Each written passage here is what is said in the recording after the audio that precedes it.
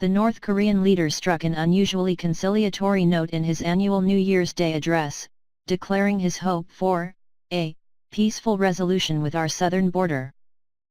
In the televised speech Monday, Kim called for peace on the Korean peninsula and said North Korean representatives should start talks with their South Korean counterparts as soon as possible to discuss sending a delegation to the 2018 Winter Games next month in Pyeongchang, South Korea. Moon, who has long advocated for closer relations with the North, described Kim's remarks as a response to our proposal to turn the Pyeongchang Olympic Games into an epoch-making opportunity to improve inter-Korean relations and establish peace. Moon said he would ask the Unification Ministry, the government department responsible for inter-Korean relations, and the Ministry of Culture and Sports to quickly come up with follow-up measures for the speedy restoration of South-North Korean dialogue and realize the North Korean delegation's participation in the Pyeongchang Olympics. President Donald Trump said sanctions have started having a big impact on North Korea and its leader, whom he calls Rocket Man. Soldiers are dangerously fleeing to South Korea. Rocket Man now wants to talk to South Korea for first time, Trump tweeted Tuesday.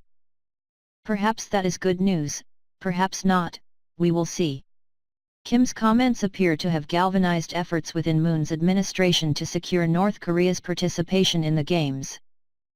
On Tuesday, South Korean Unification Minister Cho Myung-jin suggested high-level government talks with North Korea could be held as soon as January 9 in the border village of Panmunjom in the demilitarized zone.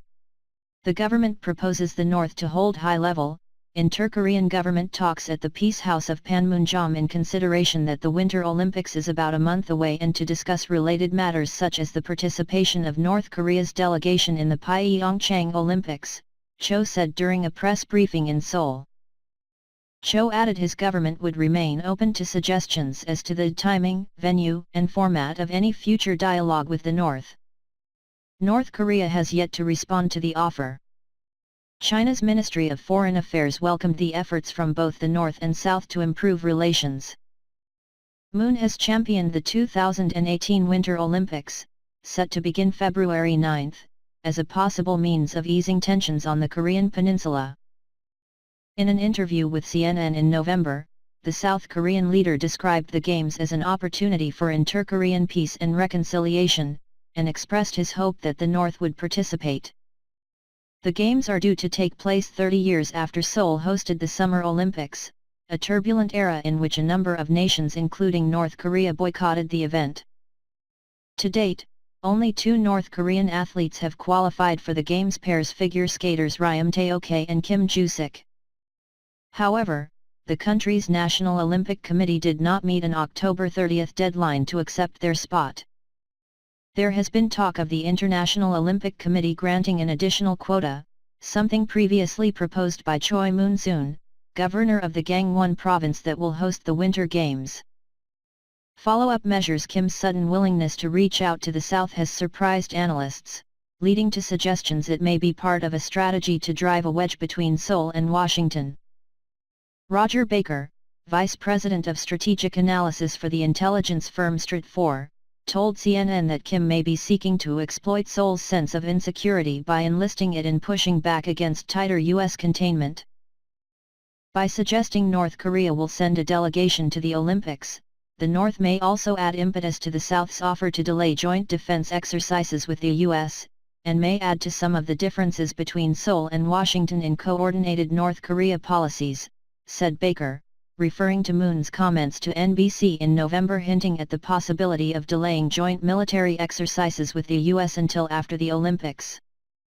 Since coming to office in May, Moon has appeared willing to seek a diplomatic solution to the Korean crisis that has seemed at odds with that of the U.S., and in particular, that of Trump.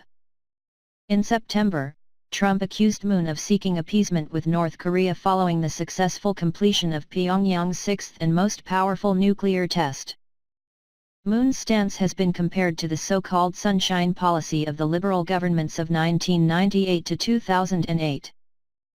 Under it, Seoul actively engaged Pyongyang, which led to closer relations and saw 2 South Korean leaders visit the North Korean capital.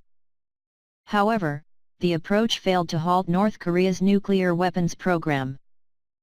Speaking Monday, Moon said improvements in inter-Korean relations was not a matter that can go a separate way from the issue of resolving the North Korean nuclear issue.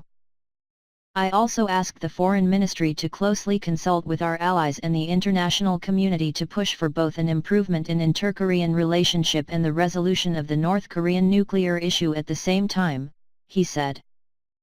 Tong Zhao, a fellow at the Carnegie Tsinghua Center in Beijing, told CNN that North Korea does not want to appear threatening and provocative.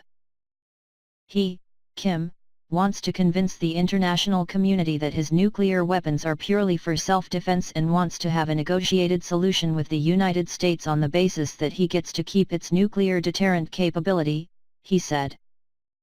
Achieving a preliminary strategic deterrent capability, North Korea might want to de-escalate tensions and see the Winter Olympics as a golden opportunity. The Games make it possible for Washington and Seoul to meet Pyongyang's demand for self-restraint, adjusting their military exercises without losing face and appearing weak on Pyongyang. CNN's James Griffiths contributed to this report.